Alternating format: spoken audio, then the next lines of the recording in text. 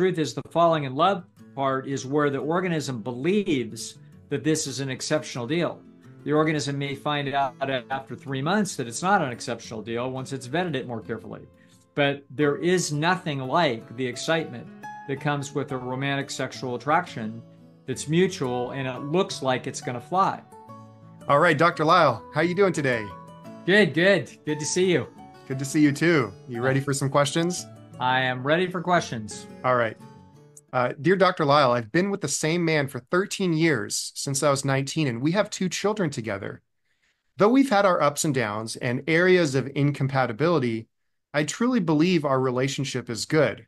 I love our family. I want it to continue. However, there's a part of me that wishes to fall in love with someone new again and feels regret about committing to someone when I was so young. What I don't understand is that the several times that we've had a relationship crisis, it would be him that wanted to leave. At those points, the part of me that fantasizes about a new romance completely fades away. And all I care about is getting him back again. Why is this? Yeah. Um, well, the way we would break this down is whenever we're not exactly sure what the answer is to anything, we break this down to its fundamental parts. And so we begin with what a life form is. And what a life form is it's a, you know, it's a configuration of chemistry that in order to keep it functioning, it requires certain resources from the environment. And so that may be way too broad for people as they roll their eyes at my beginnings answer to this question. And it's very likely that I'll forget what the question is before we get there, but that's all right. You'll remind me. So, so this person and her husband and all people, they are resource acquisition machines. Now, the notion of a machine, to us, a machine is a Xerox machine that has no feelings. But that's not what animal life is. Animals have feelings. A tree is a resource acquisition machine. It's a living thing. We don't know what it has for an experience. We know that it has a lot of plants have defenses where they change their chemistry when they're under attack. So um, if some moose starts eating a bush in a hedge, that bush will signal through its root system to other bushes that it's interconnected with that are not the same. They're not the same plant, but they are cousins. They are seeds out of the same tree, and so they will connect and send signals to each other, and those will result in chemical changes in the leaves of the entire hedge.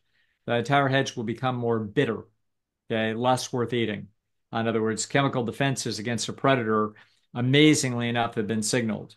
So then, of course, the great question is, does the first plant that's getting eaten feel any kind of pain? And, I believe the answer is no. Okay, so I don't believe there's reasons why. It's not just wishful thinking.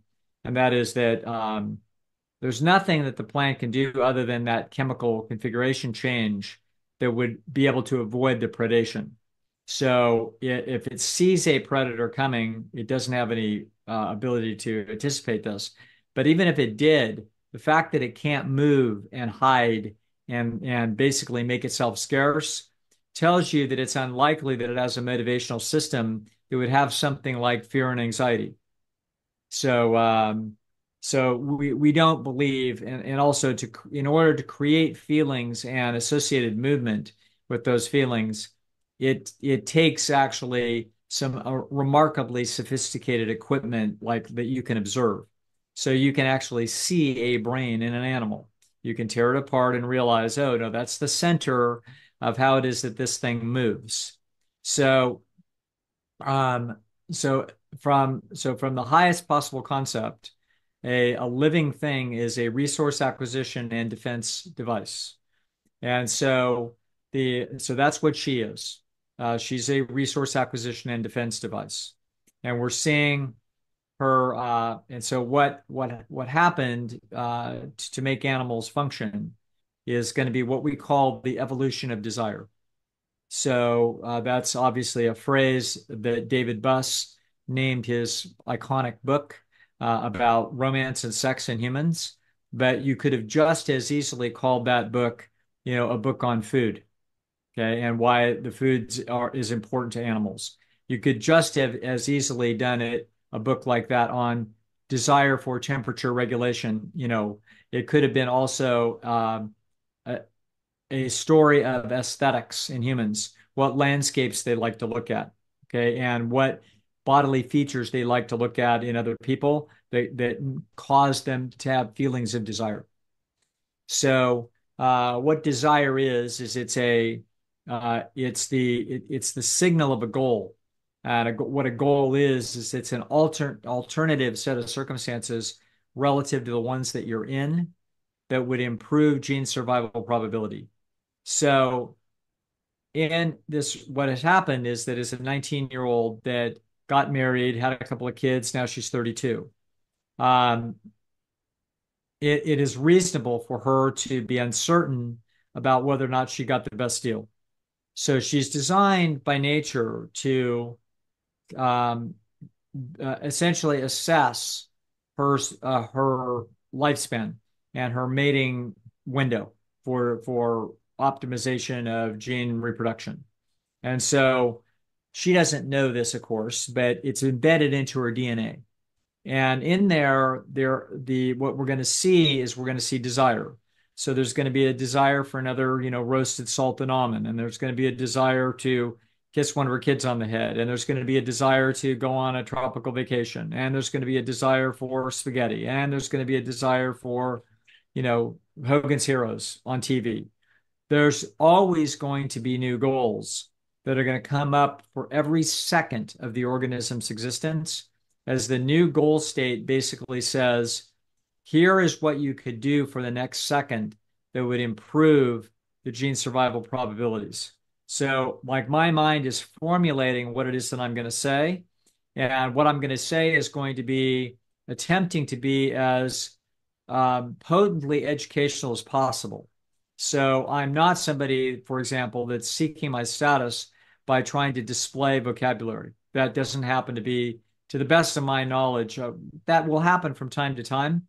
If I get threatened by somebody in an audience and they're asking me some question and they're displaying their IQ, I find my brain searching for very highbrow ways of putting things. In other words, I'm trying to establish dominance. And if we're get into a pissing contest about IQ, I'm going to make sure that I don't wind up on the short end of the stick relative to anybody who's watching. Okay. So, but normally speaking, I'm not going to be motivated to try to dazzle anybody with my vocabulary. I'm trying to dazzle them with my ability to reason out a problem. Different. Okay. And so, as a result, what's happening inside my head is I'm trying to basically lay out as comprehensive of an argument as possible in order for people to not only see what I can do, but the most important thing actually is for them to be able to solve the problem. Okay. Because if I can help them solve the problem and they didn't see how they were going to solve it, then that makes me more valuable for future trade processes. Okay. I.e., that's earning esteem.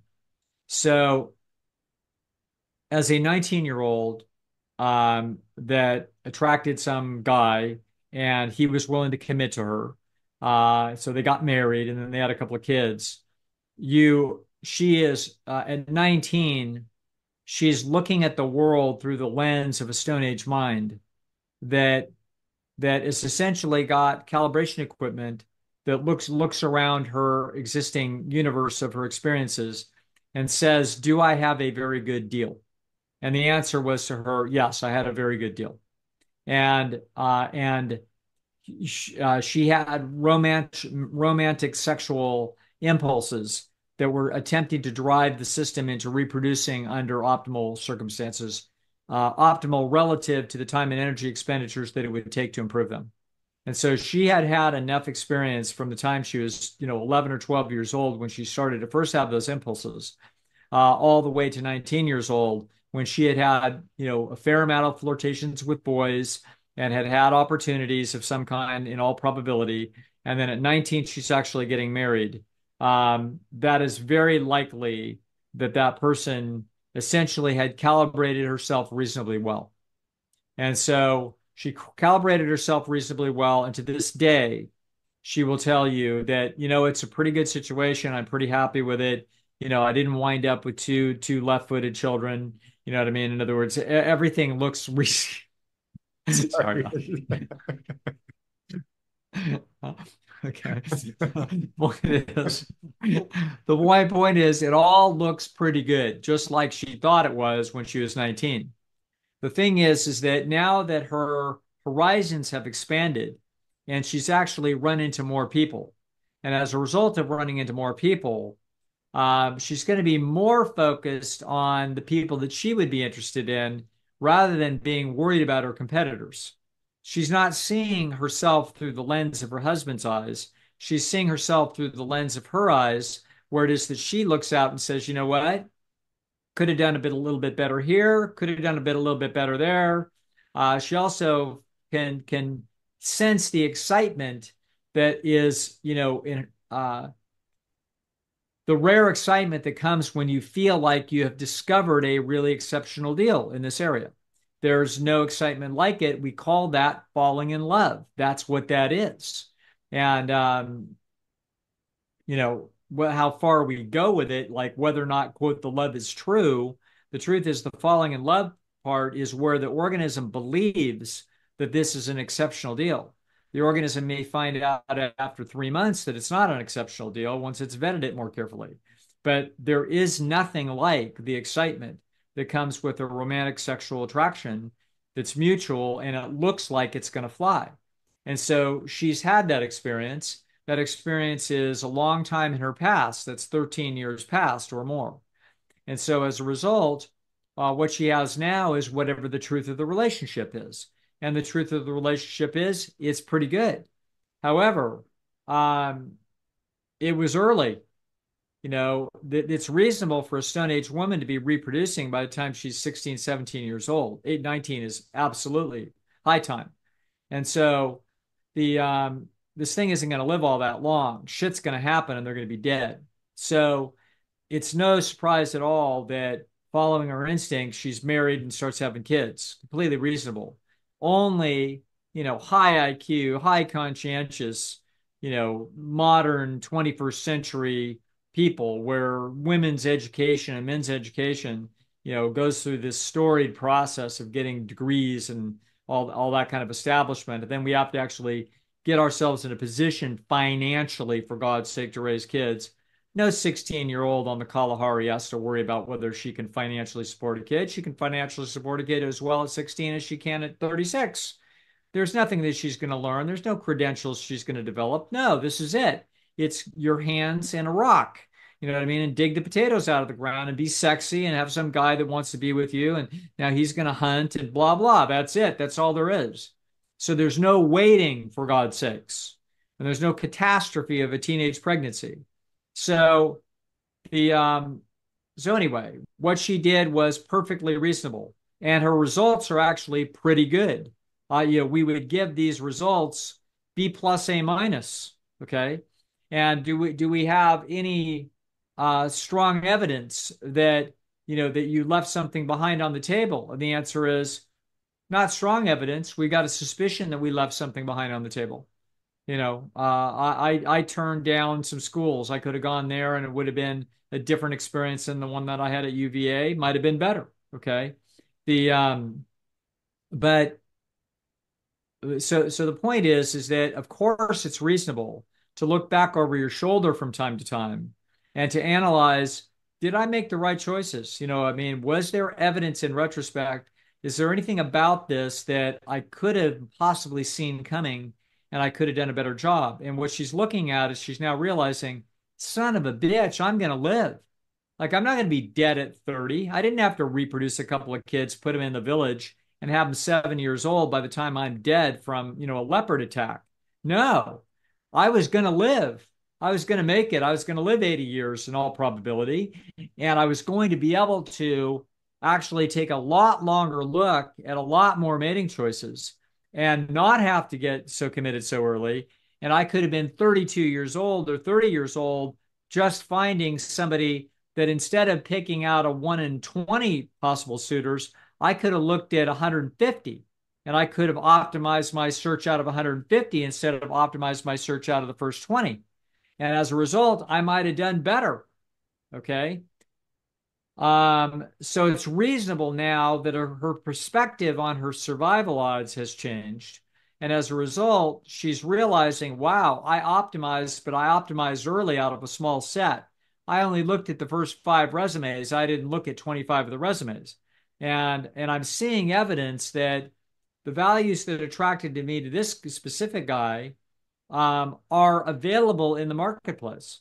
They exist inside of other people, and I find myself with evolved desires for those characteristics because those desires are associated with gene survival probability in me. So I'm designed by nature to be attracted to men's voices, their intelligence, their builds, their sense of humor, their buddies and who those buddies are and what they've accomplished and what their house looks like and all kinds of stuff. She's been evolved to actually, analyze the total trade package of a romance because that's exactly what you're responding to when you quote fall in love. It's a sum total integration of somebody's trade package. That's exactly what it is.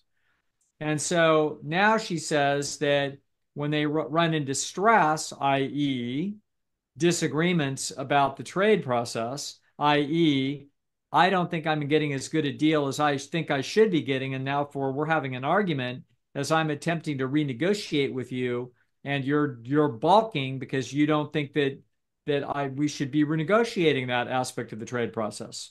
Okay, that's what you call a disagreement between a couple. Is there is a disagreement about what is the fair process with respect to the values that are being received and the values that are being, offered inside those two nervous systems. So at some point they reach a crisis where somebody's pretty unhappy. And so when he reaches the crisis, when he's unhappy and he's unhappy enough to say, you know what, I think I'm going to leave, then she panics. Okay. It's like, okay. In other words, she, at that point, you are in, um, you're basically he's basically telling you this has to be renegotiated or I'm leaving. It's like, ooh, you're getting called on the carpet. Okay. Somehow you've not been willing to renegotiate with him before this. He had to get all the way to the point where he was willing to walk in order to renegotiate whatever was happening. And as a result, now you feel like, uh-oh, he's not bluffing. There's a good chance he's not bluffing. Now you're going to feel anxiety about trying to maintain that trade. Well, why? Because even though you don't want to offer him a better trade than the one he's demanding. In other words, you feel like, no, I'm willing to give you 16 shekels. That's what you get. Okay. And he's like, no, I can get more shekels than that. I can get 22 shekels. And you're saying, no, I'm not going to give you 22 shekels. I'm going to give you 16 shekels.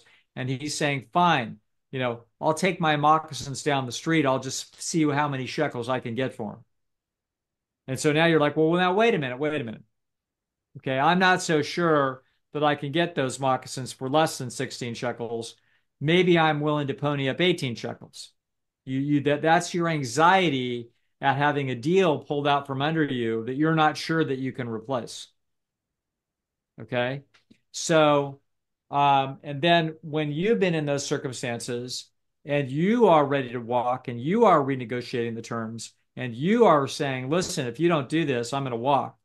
Then of course, when we look inside your imagination is looking, the reason you're probably being hard to negotiate with is you've got some evidence that you could get a better deal potentially. That's what makes you renegotiate.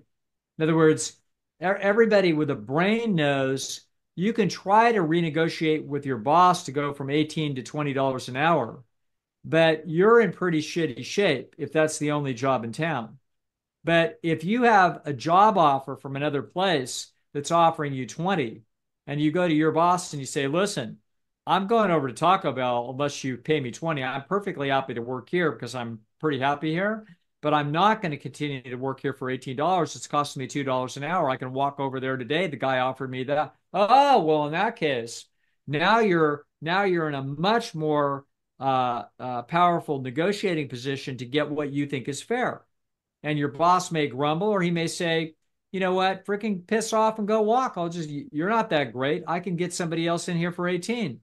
And you might be like, why would you think that when they're willing to pay 20 over there and they've got an opening? You know what I'm saying? So the market dynamics are very interesting, and people are going to have different perceptions about their market value.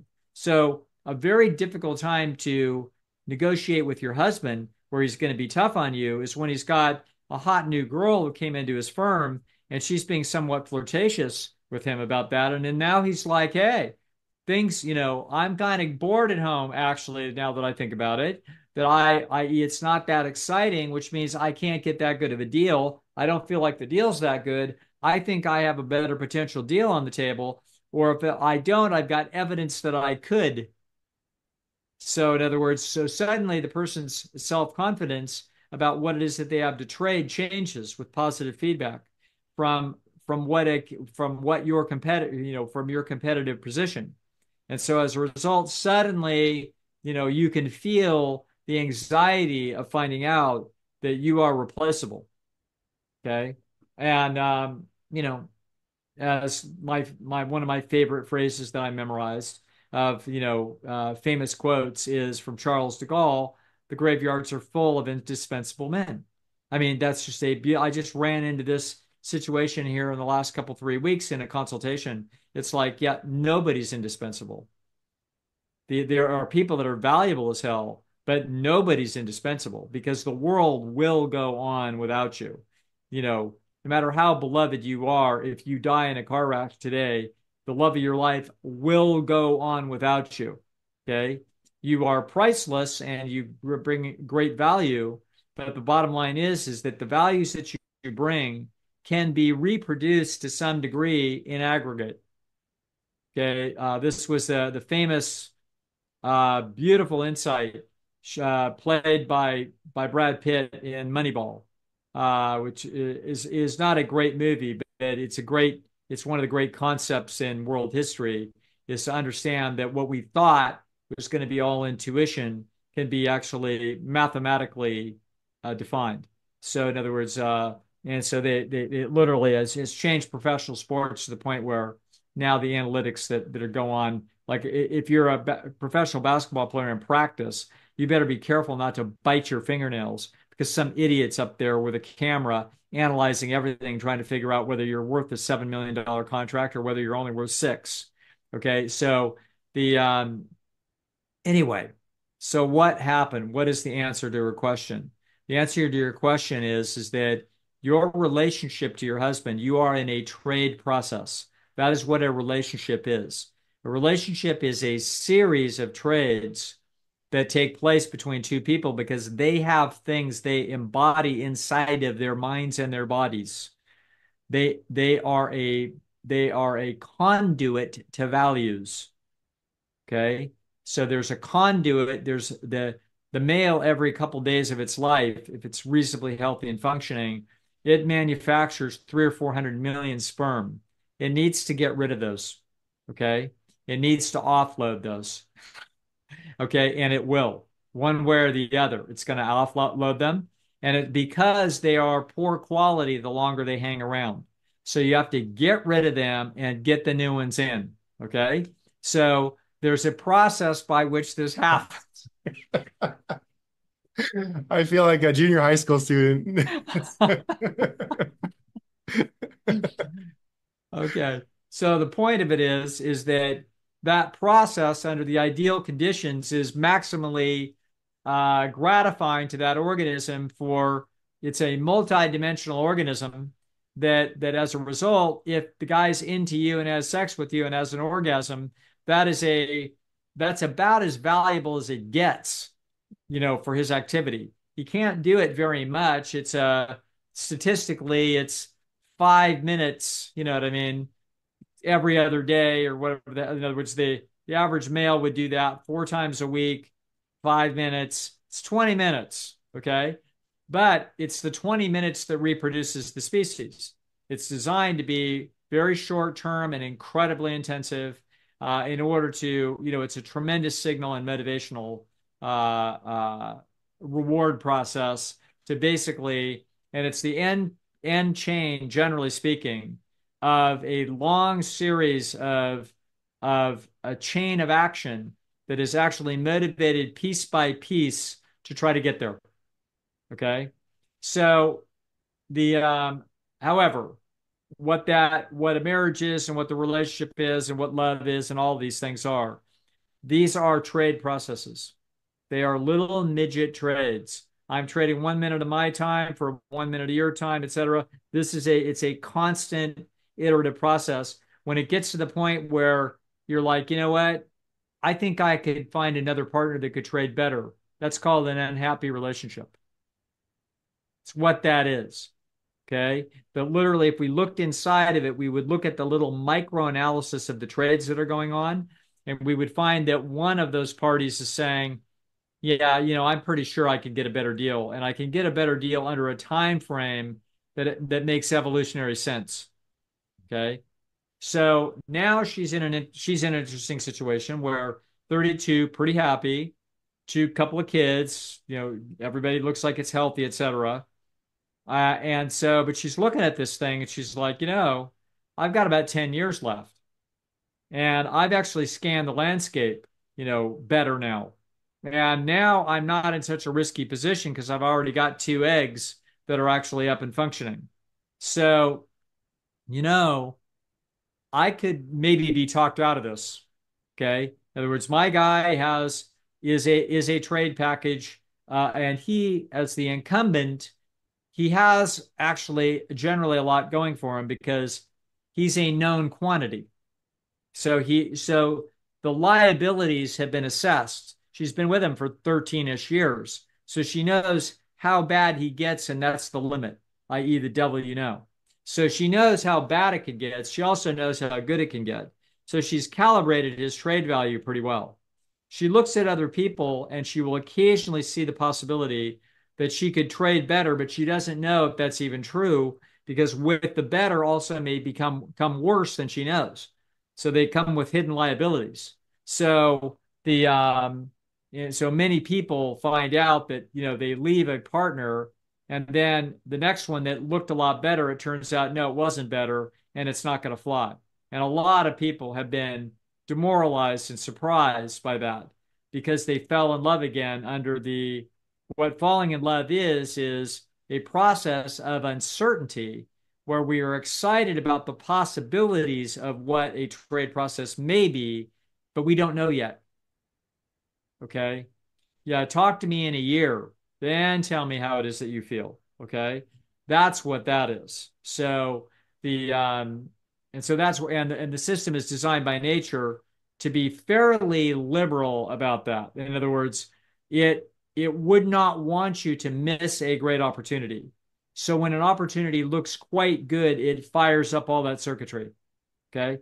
That's not a bad time to be having children under circumstances where it looks pretty damn good. You're only going to live 10 years anyway.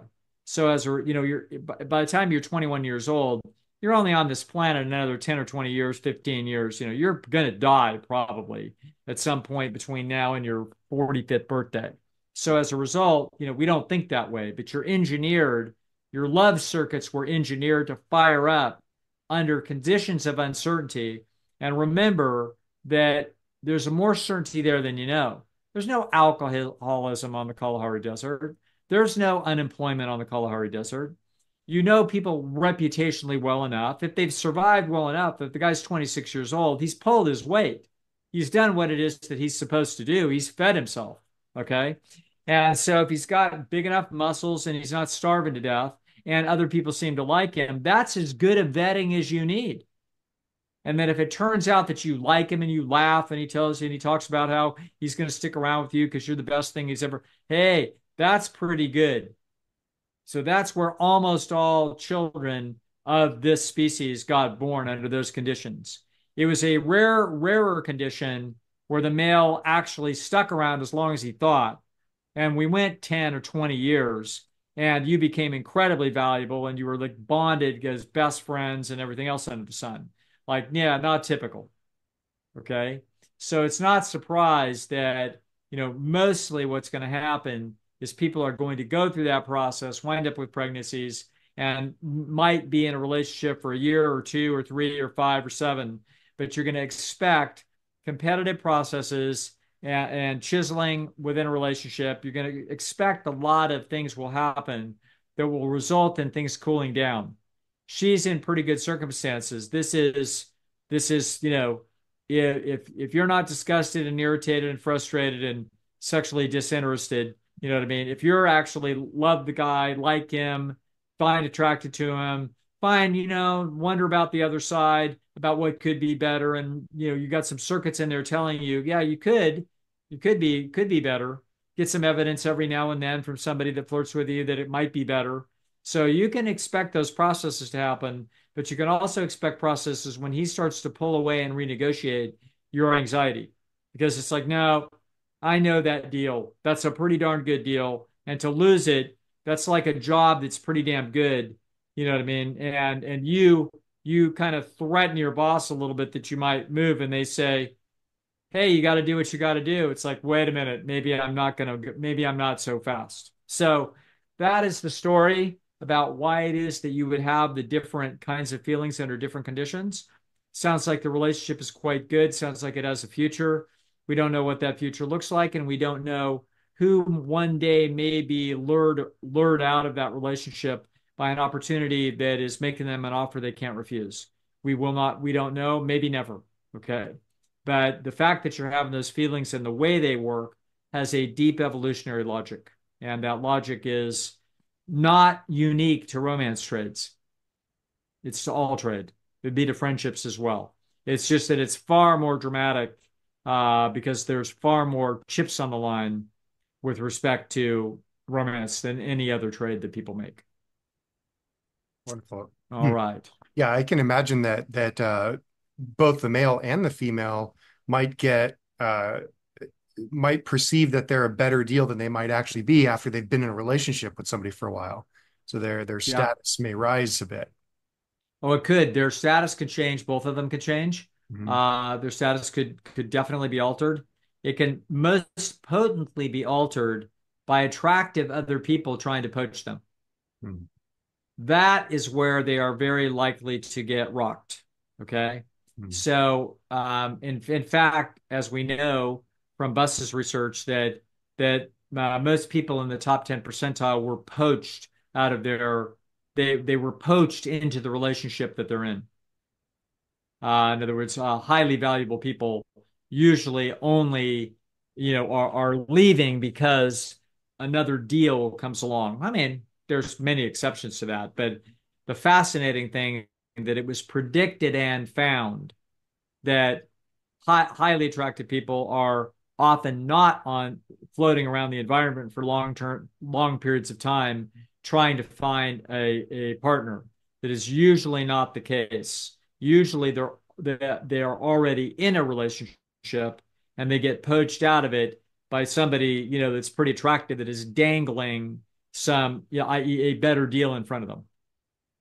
And we need to be careful of those situations because, if you're using Tide laundry soap and you've been using it for 10 years and you're perfectly happy with it, um, somebody's going to come along with some shameless offering of free. In other words, that's how are they going to get you to try something new? Answer, they're going to try to make you an offer you can't refuse. And so they're going to do what they can do to try to make, to basically trump your existing deal. And and obviously there's a lot of deception that is involved in those processes, as we would expect. If you're trying to get somebody to change banks, the new bank is going to make some promises and give deals. I just had this happen. I had a,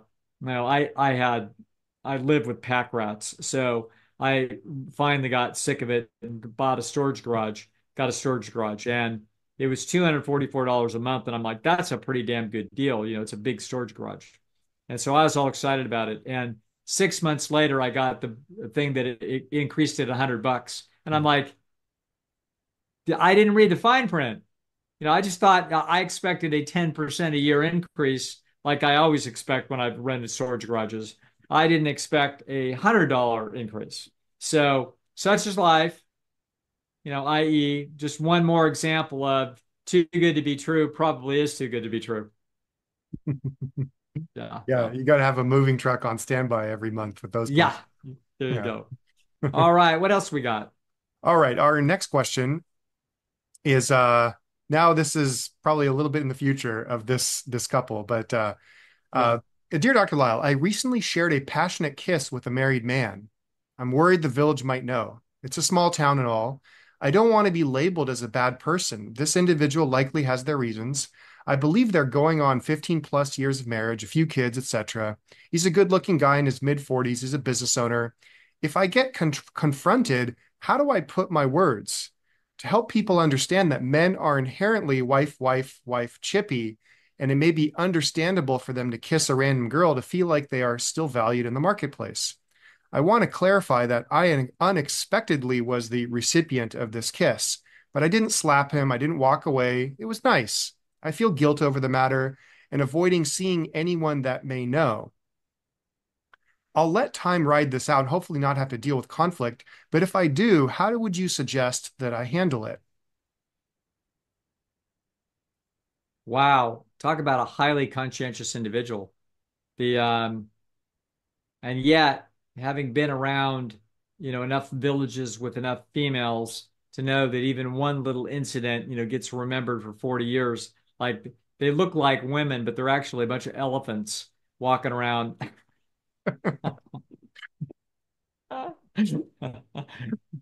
Yeah, actually, obviously, I have a young man that lives with me, Sam, that the Sam, of course, knows a tremendous amount about evolution and biology. And he'll tell me that elephants are really nasty. Like they look friendly, but apparently they'll lay a trap. If you piss off an elephant, they will study your behavior patterns for months. And they will wait for an ideal opportunity to absolutely kill you or make life miserable for you. And they will act on it and you'll never see it coming. So the yeah, so I mean I'll hear from some 78-year-old grandma about something that happened, 52 years ago between her husband and some other girl. I mean, like, yeah, that's still on the landscape, he kissed her under the mistletoe, in 1958. She hasn't forgotten about it. So anyway, so such is human nature because this, of course, to me seems incredibly trivial. And this gal, obviously, if anybody confronted her about it, it'd be like, yeah, it was like a drive-by shooting. Never saw it coming. In other words, the I mean, that's no big deal. You weren't macking on this guy. You didn't like go off in the corner at a party, in the dark on the balcony. None of this happened. This was a drive-by shooting. And so that's what I would characterize it as. I'm like, yeah, I turned around and boom, the guy hit me. It was like a drive-by shooting. It's like, that's it. That's all you have to say. Such is life. Oh, well, a little weird. That's all. Like literally, it's a 10-second little operation. So I don't think, it is a big deal at all. And but somebody could have seen it and reported it to the wife, and i.e. village politics. And the wife, you could be on that wife's shit list, what I mean, and not know it. And she's an elephant, she's a little elephant.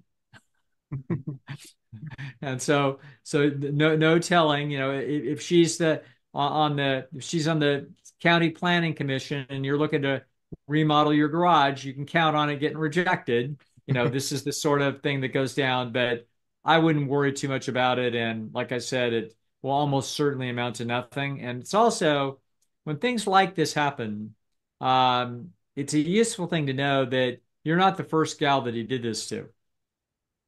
So you're number 36. So as a result, your the wife's already heard about this, and she's already got, she's heard about seven of these, and so she's already got seven women. And by the time she heard three, everybody since that time has gotten a little bit of a pass because the guilty one is the husband, not the chicks that he keeps banging into. Okay, so the truth of the matter is that although this is bothersome for you as a high conscientious individual, the truth of the matter is that this is you know, this isn't the first CD player this guy stole. Yeah, so whenever in prison, I look at a guy's record and it would show like, gee, it's the only thing that's on there is one robbery and a couple of burglaries, and you're like, gosh, that's not that bad. It's like, yeah, that's the three that they got caught. There was another 10 for each one of those at least. So that's the truth. And so, yeah, that sometimes that's useful when you're in a situation like that. You forget that this odd thing that happened, it happens all, that person is a walking story of that process. Mhm. And that's how that works. Now, Okay. to her comment, or the sentence in there about her understanding that the males are looking for the wife chippy. Yeah. Would you anticipate or imagine that perhaps she's not turned off by the idea of being a chippy for this particular male? Is that? Yeah, that was an interesting Mhm. point I kind of forgot about. Yeah, it's interesting. I don't know what her circumstances are and what she's thinking. And so she was being tested to find out if she wanted to be a chippy. And that's exactly what that is. Mhm. Okay. And I can't verify this, but I read somewhere that in Brazil, it's not uncommon for some guy to kiss a strange girl with very little provocation, i.e., just to see if she, see what happens. I'd have to go there to observe it. It's a little hard to believe, but it's not outside the boundaries of what the species could, would evolve with respect to, and people talk about culture, but you could see a gene pool where greater degrees of male boldness with respect to this would be the norm, and I believe that it is true. I believe that there are striking differences around the globe, not being driven by culture, but the culture is derivative of the behavior genetics of those individuals, that you've had different processes result in actual sex taking place, and therefore the behavior's been shaped by the local evolution of those processes. I believe that is absolutely the way it is. So this guy, you know what I mean? This is who he is. And that this gal could be, considering this, and in my judgment, it's up to you. We just got through if you're in a relationship, look out for being poached, obviously. And if you're not in a relationship, thinking that you're going to poach this guy out of it, can confront that analysis that you could be having if you are, and and understand that you aren't the first person that he's kissed like that. You're number 36, and and that nobody else has successfully poached him out of that marriage. So it's probably not very likely that any one individual will ever poach him out of that marriage. The So anyway, look, eyes wide open. Hey, free country for a while. I imagine in some marriages, I imagine that for some marriages, the marriage itself can act like a big Louis for males who are trying to acquire Oh, chippies, essentially. no question. Yeah. There's no question about that. Yeah, there's a whole song that this young lady was like mouthing the words and sing song on the words. And I was right next to her. This was Alan Goldhammer's daughter, Kristen, stepdaughter, and I don't know. We were hanging out somewhere, and it was this song where this guy with the low voice. Pretty sure it's an African American singer. He's like, and it's a famous song, and people will recognize what it is. It's like, well, I just got obligations, things get in the way, and but whatever it is, it's some love ballad to the fact that he can't be there, but he'd want to be there. It's a famous song, just totally gold platinum kind of record 25 years ago. But I was literally, just i.e have become very knowledgeable, obviously, about the sly, devious process of the casual mating strategy of the male. And this young girl who's, 22 is kind of, singing this song. And I don't know what I was doing next, probably eating dinner. And she's like kind of going along with the music. And if you're having real feelings about it, and I thought, it works. It works. If you're the dude saying, "Oh man, I'd be with you if I could be, but obligations and things that I have to do," but it's like, huh, that was Straight, selling to that female nervous system. that's straight out of Dr. Lyle's I wish I could, but I can't. Yeah, exactly. So anyway, there you go. That's how that goes. Yeah. All right. What else do we have? All right, we've got we got one question, the one on childhood trauma. I don't know if you want to leave that for one full episode because it may be a bit of a longer answer. Let me see if there's Yeah, maybe a shorter question. yeah, okay. Okay, yeah, actually, okay, so Dr. Lyle, you focus a great deal of attention on mating strategies, mainly geared towards younger people who are making decisions about passing on genes and pairing up with the right person for resource security and safety. But what Mhm. about people over 55 who are no longer worried about procreating and looking for financial stability? Are they following the same strategies when looking for a mate or a companion? What is driving them? Yeah, you have the same chips in there. So it's interesting how how often they are substantially altered. Okay, so you will find that that very often in postmenopausal women have like no interest in sex at all. It's just not in the machine. So you will, that's common, by the way. So the you will find that some of them do. So these have to do with subtle differences in brains. Um, it's almost it's almost a little bizarre that some of them do. And in other words, it's I don't think it's characteristic of the species.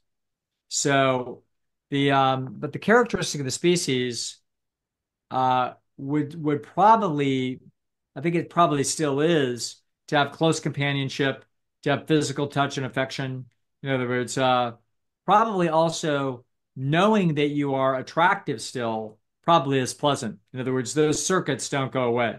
So the day that you are no longer possible to reproduce a child is not the day that your brain shuts down a circuit that it was designed by nature, that it built up in its motivational architecture unbelievably high importance, i.e., am I sexy?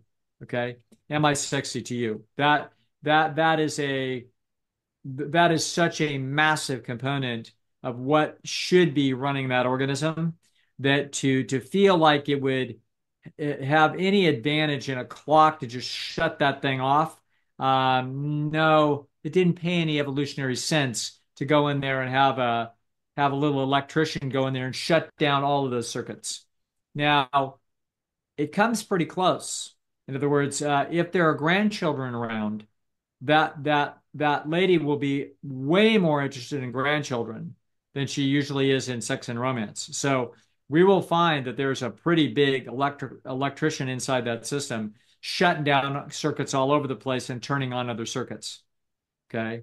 So if a gal is 36 years old and she has a couple of kids already that are 18, 19 years old and they are reproducing, she's probably not that interested in those grandchildren.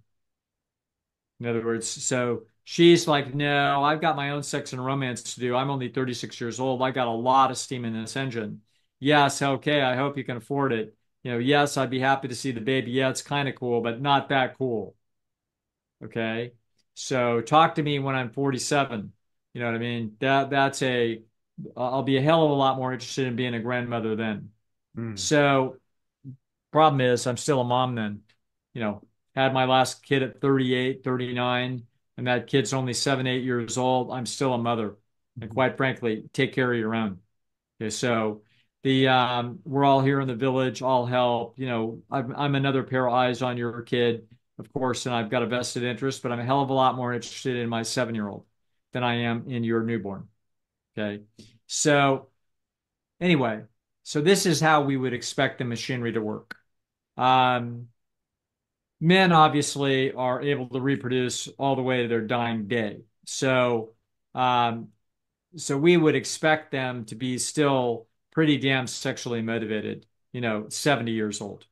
And from what I can tell, they are.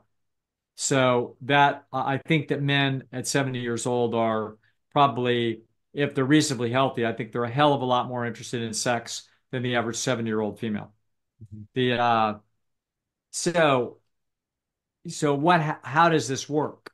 And the what is attractive? Well, I think that what's attractive are in principle the same things that always were. So you're talking about the assessment of general fitness indicators. So if you're a 70-year-old female who is still interested in if you're still sexually interested, you're as I've heard from a few such individuals, I wouldn't have any problem. I'd be open if the guy were younger. It's like, oh, you'd be open if the guy were younger. Ah, what a surprise. I.e., a more fit individual than the Mhm. one that you're likely to be able to trade with. Gee, what an unusual situation for a member of our species. Okay, so anyway, so the point is that are these can these processes happen? Of course they can. Can you have a desire for romance and sex when a woman's 55 years old? Absolutely. Okay. Of course you can. Are you more likely to have a woman who is not really sexually motivated at all, but it would be interested in having companionship, to have somebody signal to her that she's sexy, but not have to go through with it? Okay. And et cetera. And the answer is yeah. In other words, you'd want somebody feeling committed to you, that found you attractive, that wanted to stay around you and protect you and provide for you, et cetera. Of course you would. And so we're going to expect to see the very same vetting process that went on when you were 20 going on when you're 60. I don't see any difference. And so, and the same kind of thing. We're going to be inspecting their arc. If the guy's got a cane and he's got a hunched over back, and he's only has 3 teeth left, I don't expect you're going to be very impressed. Even if he's got a bunch of money, you're not interested at all. Even if he accomplished great things, I don't think you're going to be interested at all. I think you're going to be vetting them for their physique, for their inherent sexual attractiveness, that you can see through the lens of their aging cues and see how hot they were when they were 40. And I think that that's still in the game. Um, uh, Melissa and I just took a trip, and we were we're walking through an airport, and she's pointing out the she goes, oh yes, the equity, everybody's the same, in the new what do you call it, the new age communistic world of the modern, woke Inc. Okay, and it's like not happening. You see all through the airports, gorgeous people are selling the perfume, the cologne, the handbags, the everything. Who are they? 10, 10, 10, 10, 10, 10, 10. And in fact, she goes, oh yeah, look at the ugly guy. And it's like the guy he was at least 55. In other words, it was an interesting picture. And when I saw it, I saw all the craggy aging cues of his face. I saw through it a gorgeous, swarthy 10. That there's no question. But actually, he looked more like 60 to me. And and Melissa's like, hey, totally sexy to her. And it's like, oh, that's very interesting. Mhm. This goes to, David Buss's report 30 years ago in The Evolution of Desire, that the male is vastly more sensitive to aging cues than the female. Mhm. Why? because that sexy guy who's 60 years old, it's, Jean-Claude Keely or whoever the hell it is. And that guy, she can see right through past the wrinkles to the underlying DNA and finds it outrageously sexually attractive. When I look at it, it's like, that's an old man.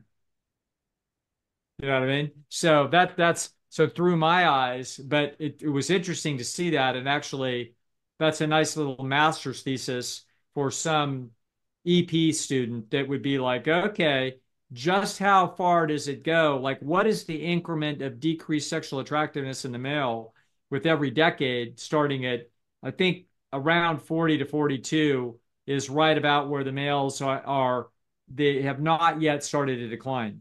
Just FYI, Nathan, as I know Yeah. you got a birthday coming up.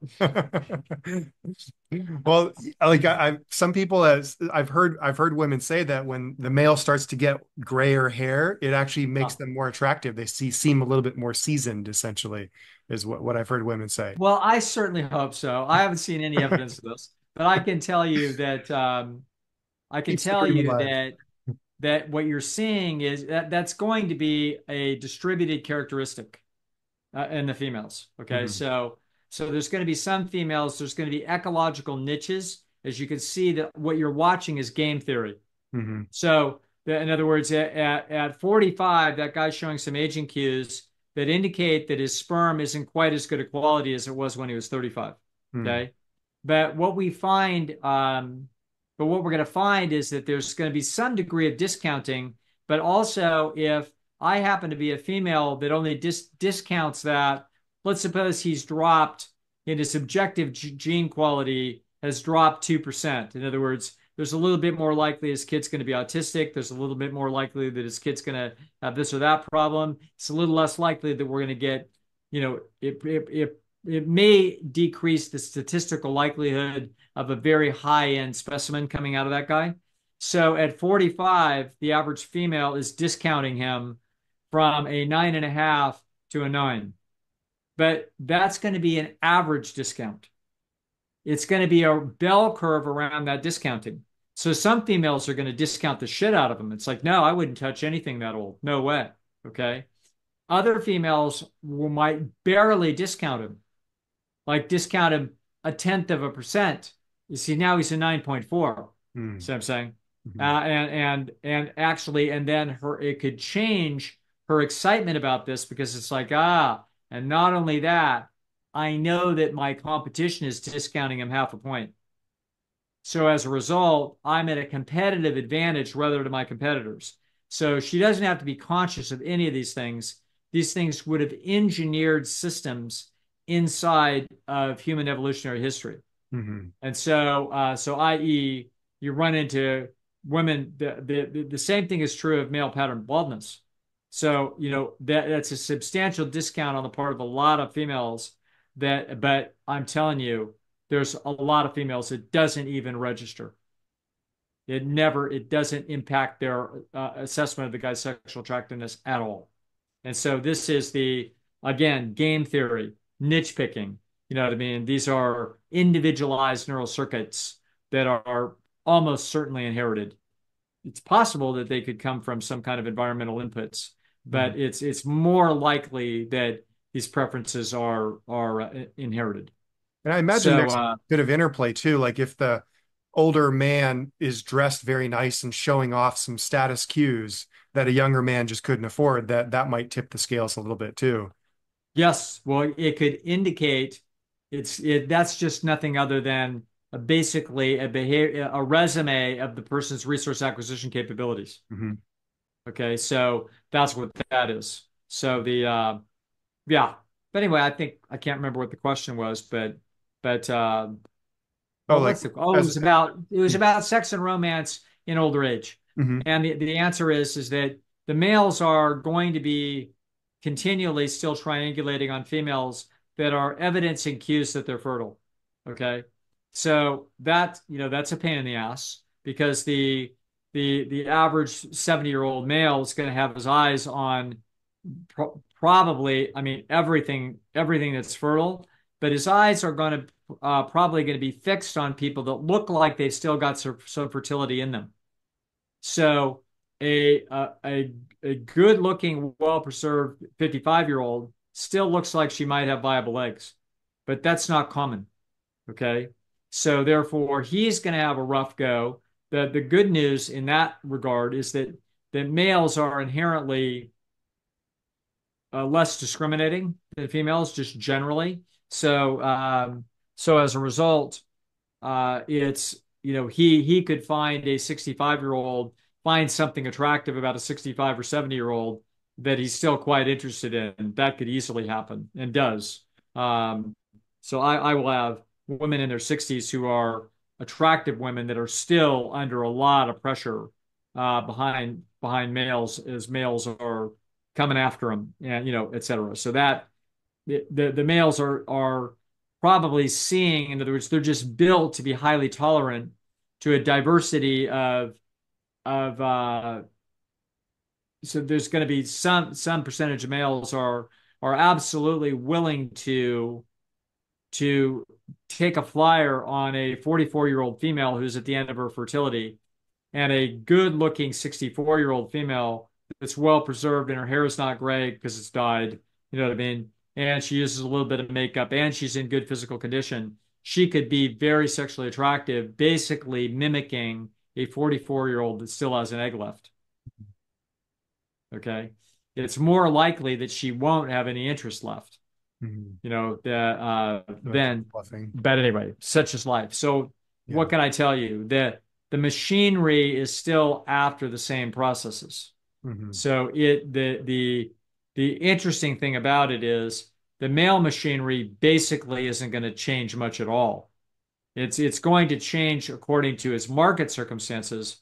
Uh, and there can be such dramatic differences between a 70-year-old and a 24-year-old that it's likely that he may find her very sexually attractive, but the whole idea of a relationship with her is just absurd. But what we find in Bus's research is that when they can get away with it, they'll go all the way, very comfortable with 15 years difference. And they don't have studies on more than that because it really never happens. Hmm. The females just aren't interested. You know what I mean? Not a lot of females 25 years old are interested in 40-year-old males. It's like, that's starting to push it. You know what I mean? Starting to feel like you're in a little bit different life space. It feels out of sync. It's not that it can't happen, it does, but it's not typical of the species. The uh, the female generally puts constraints on that where that isn't going to fly. The Many exceptions, but we're talking about what's typical for the species. Hmm. So typical for the species is not too far apart age-wise. It's not uncommon for a 30-year-old female to be fine with a 42-year-old male. You know what I mean? That's absolutely in the game. The Less likely if the guy's 50. 32, 50, you're starting to see that female's starting to bother her. Uh, but she could be one of those that sees and can compute and computes on the low side the discounting that she should be doing to his sexual attractiveness. So, he may lose 10% over those 10 years, but she may only discount him 5%. So these are all these individual differences. Checks But out. yeah, same complicated Byzantine game, same animal, same, multi-dimensional context-dependent criteria that are being weighed and averaged, very complex cost-benefit analysis. And all we can say is to all the fellow members of our species is good luck. It's a jungle out there. I completely agree. Yeah, all good. Very good. All right, Nathan. Well, All I right. think that's good for one week. Yeah, Dr. Lau, thank you. Thank you again. It's a jungle out there, that's for sure. It is all good. All right, we'll see everybody in a couple weeks. All right. See everybody. Gotcha. Bye. Bye.